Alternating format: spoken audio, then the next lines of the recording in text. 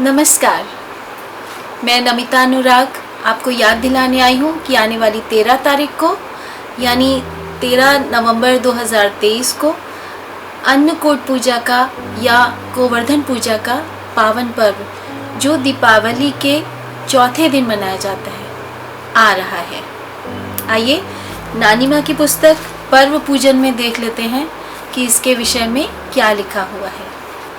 दीपावली के दूसरे दिन अर्थात कार्तिक शुक्ल पक्ष की प्रतिपदा को गोवर्धन पूजा का विधान है। यह पूजा सुहागिन स्त्रियां करती है। पूजन कहीं प्रातःकाल और कहीं दोपहर को करी जाती है। इस दिन गाय, बैल आदि पशुओं तथा गोवर्धन पर्वत की पूजा की जाती है। घर के आंगन में गोबर से गोवर्धन परिवा की बड़ी सी चौक बनाते हैं, जिसके मध्य में श्री कृष्ण तथा राधिका और चारों ओर गोपियां और ग्वाले, गाय, बैल, अन्य पशु तथा गोवर्धन पर्वत का चित्र बनाते हैं। या चित्र बनाने के स्थान पर कृष्ण भगवान व राधा का बना बनाया चित्र पूजा हेतु उस चौक में रख दिया जाता है। भगवान कृष्ण, राधा तथा बनाए गए गाय, बैल, गोपियों और ग्वालों के संग घर की सभी सुहागिनें पूजा करती हैं। जल, अक्षत, चंदन, सिंदूर, फल, फूल चढ़ाकर राधा कृष्ण की आरती उतारी जाती है। इस दिन 56 प्रकार के अर्थात कई प्रकार के भोजन बनाए जाते हैं। पहले भोग लगाकर फिर गाय, बैलों तथा अन्य पशुओं के भोजन चख कराने के बाद सभी लोग सुंदर स्वादिष्ट पकवानों का आनंद लेते हैं। चावल, शक्कर, दूध, घी मिलाकर बनाई गई चिड़िया खाई जाती है। इसी कारण इसे चिड़ैया गौर की पूजा भी कहते हैं। चिड़िया का सिर निकालकर दाहिने पैर के अंगूठे के नीचे दबा देती हैं। बाद में चिड़िया के ऊपर बत्ती जलाकर खा लेती हैं। खाने के बाद चिड़िया का सिर पीछे की ओर फेंक दिया जाता है। पूजा के बाद सुहाग लेती हैं।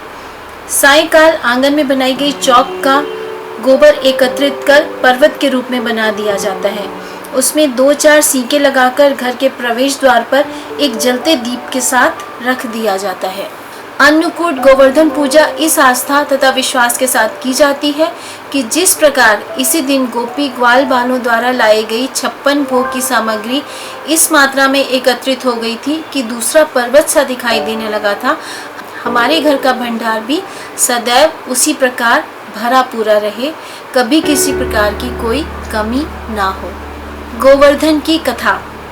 कहा जाता है कि महर्षि ने ऋषियों को गोवर्धन पूजा व अन्नकूट के विषय में इस प्रकार बताया था। एक बार भगवान श्री कृष्ण अपनी गायों को चराते चराते गोवर्धन पर्वत के पास पहुंच गए, जहां पर गोपियां बड़े उत्साह से भगवान इंद्र की पूजा में नाच गा रही थी।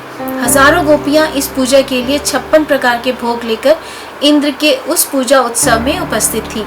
भगवान कृष्ण ने गोपियों से इस हर्ष, उल्लास और इतनी बड़ी मात्रा में 56 प्रकार के भोगों का आयोजन का कारण पूछा तो उन्होंने बताया कि यह महोत्सव देवों के देव, असुरों के संहारक और मेघों के भी देवता भगवान इंद्र के पूजन के लिए किया जा रहा है। यदि वह रुष्ट हो गए और वर्षा रोक दे तो सभी प्राणी बिना अन्न के मर जाएंगे, अतः उनको प्रसन्न करने के लिए यह उत्सव मनाया जाता है। भगवान कृष्ण बोले कि क्या इंद्र गोवर्धन पर्वत से भी अधिक शक्तिशाली और ब्रजवासियों का शुभ चाहने वाले हैं? उन्होंने कहा कि गोवर्धन पर्वत ही सबसे अधिक शक्तिशाली और हमारी सुरक्षा करने वाले हैं। गोवर्धन पर्वत वर्षा देते हैं, औषधियाँ देते हैं, लकड़ी आदि उपयोगी वस्तु देते हैं। फिर हमारे गाय, बैल, भैंस तथा अन्य पशु भी कितने उपयोगी और पूजनीय हैं। आज से इन्हीं की पूजा होनी चाहिए।